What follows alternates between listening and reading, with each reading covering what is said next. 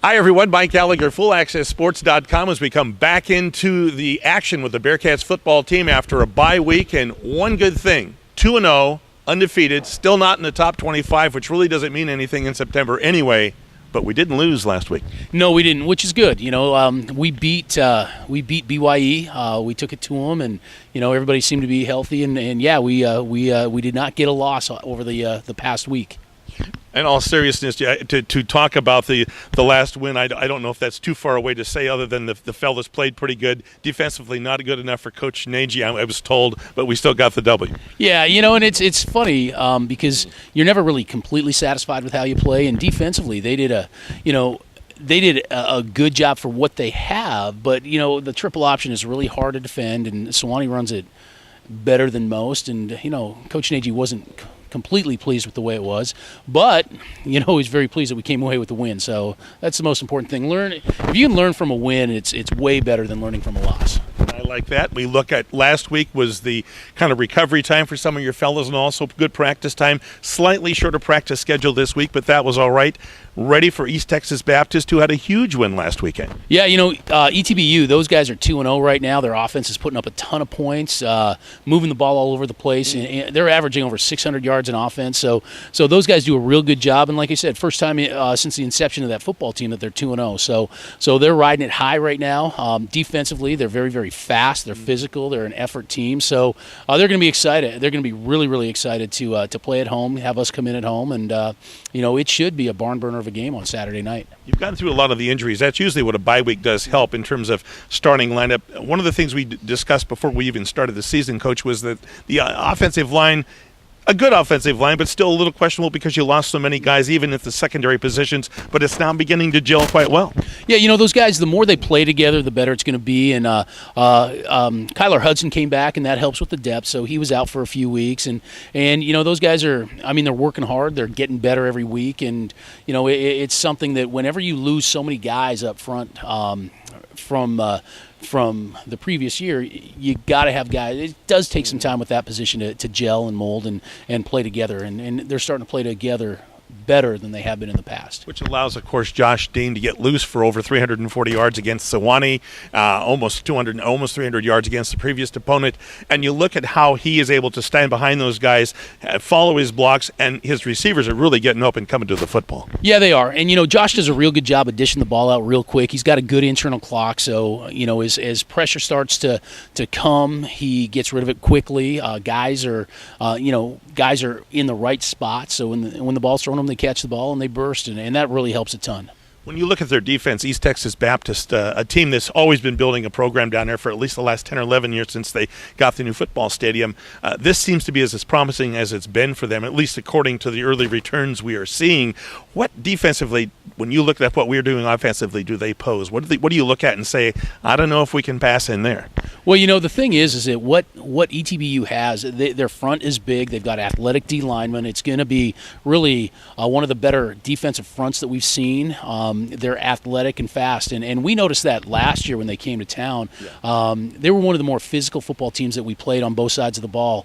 Defensively, those guys run around, they fly around, they're big up front, they play a lot of guys, so their effort is a premium. And then on the offensive side, they try to get as many plays as they can, and they run up and down the field, short stuff. They take advantage of what the defense gives them. So really, their mindset very much like we are as far as effort and taking what teams give you. But they are, like you said, big up front, fast, strong. Again, it's one of those classic Texas versus the Northwest where they have some size and they got some speed, and hopefully we match that with our effort as we get going. Defensively, we've had some injuries. I see where Matt Parr's back in uniform, has not played this year, was hurt last year, redshirt time, has stuck with the team almost every hour you guys are together. Here's a guy that's still running on a little bit of fumes. I don't even know if he's 80% yet. You would think he is by the way he talks, but he wants to be with the guys. Will he get a chance to travel? Right now, if Matt's able to play, we're going to take him. He's the guy that he's been here at everything, and it's one that absolutely, if he's able to play, we want to take him. We want to give him an opportunity. He's a senior. He's ready to go, and we got to see how tomorrow goes for him, and if he is. if he's good to go, then yeah, he'll get on the plane. Coach, you take 54 guys. You usually know in the 20 to 25 range who you're taking. It's that last dozen or so that's always difficult. What does that come down to? Honestly, it comes down to special teams. So offensively, defensively, we pick our squads as we get going, and then there's a last 10 guys or so that Coach Gilligan has the right of first refusal over, as far as guys that are being plugged into special teams and where we need them. So it really comes down to special teams for those last 10 spots on a travel roster, especially when you've got a limited travel roster. When you're getting on a plane, it turns into a special teams game and where guys get on the field and make an impact. And I think it's great because, we've talked about this before, that special teams for us is just another football play, and we got to have good players doing it. But that's what it boils down to for us. We practice most of the fall in 80 to 100 degree weather. It's in the mid to upper 80s for sure down there. Yeah. Humidity well over 50%. It's a lot of humidity here, as you can see, running behind us before we go. But is that going to be a problem? I don't think so. I mean, it's one of those things that everybody's got to play in it. I think that for our guys, it'll be welcome. The past few days, we've been practicing in the rain, and it'll be a welcome change to have a dry ball for a change. So it's no, I don't think it'll be an issue. I don't think the heat will be an issue. Our guys are pretty good about that. It's a night game. It's late September. I mean, this is the latest we played in Texas ever. So I don't think that's going to be a huge issue. And I think they're just excited to get out on the grass and go ahead and play. And one last thing, when you talk about travel, the Bearcats have always traveled well ever since I've been around the team, you as well. And it's never an issue with anything. It's a matter of management, and it's looking at it as a business trip. Right, absolutely. It is.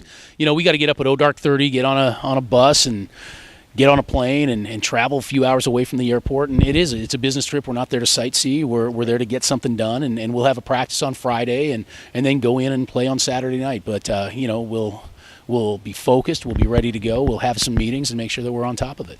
And lastly, when you think about the preparations so far to this point, the bye week being a help, if you could put in a sentence or two, what do you think about where the Bearcats are this time of year, at this time going into Game 3 in Week 4? Are you where you want to be?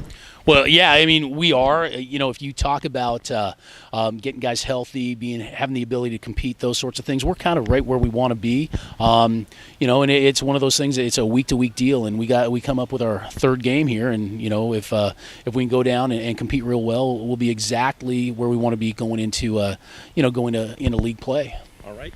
Before we get to league play, we've got to get through September. We're doing that Saturday night, East Texas Baptist University in Marshall, Texas, with head coach Glenn Fowles. I'm Mike Gallagher. Thanks for joining us, everybody, on FullAccessSports.com.